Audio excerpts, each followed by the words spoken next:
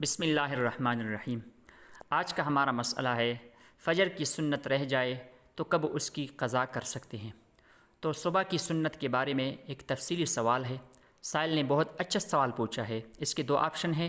پہلے آپشن میں پوچھتا ہے کہ میں سنتیں اکثر وقت پر پڑھتا ہوں، یعنی نماز سے پہلے پڑھتا ہوں، لیکن کبھی کبھی جماعت کڑی ہو جاتی ہے تو اکثر میں جماعت میں شامل ہو جاتا ہوں، پھر بعد میں پڑھتا ہوں، یا کبھی رہ جاتی ہے یعنی بالکل بھی نہیں پڑھتا۔ دوسرا آپشن سوال کا یہ ہے کہ نیند کی غلبی کی وجہ سے اگر وقت نکل جائے تو اس حالت میں نماز تو قضا ہو گئی، ابھی قضا کرتے ہوئے سنت بھی پڑھیں گے یا نہیں، یعنی صرف فرض کی قضا کریں گے۔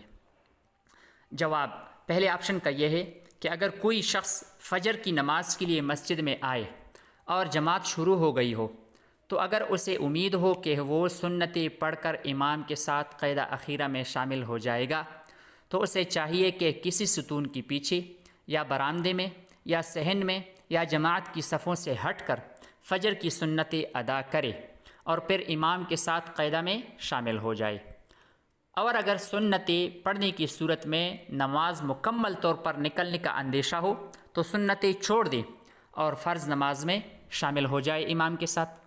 اور سنت رہ جانے کی صورت میں سورج طلوع ہونے سے پہلے اس کو پڑھنا جائز نہیں ہے، البتہ سورج طلوع ہو جانے کے بعد صرف فجر سنت کی قضا کی جا سکتی ہے، اور یہ حکم بھی اسی دن کے زوال تک کے لیے ہے۔ اس دن کے زوال کے بعد فجر کی سنت کی قضا درست نہیں ہے۔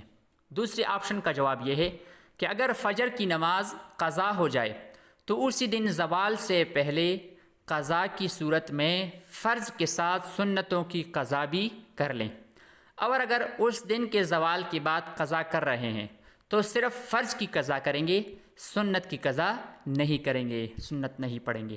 باقی اس کے دلائل ہیں، اگر کسی کو ضرورت ہو تو میں اسے ڈسکرپشن میں دے دوں گا۔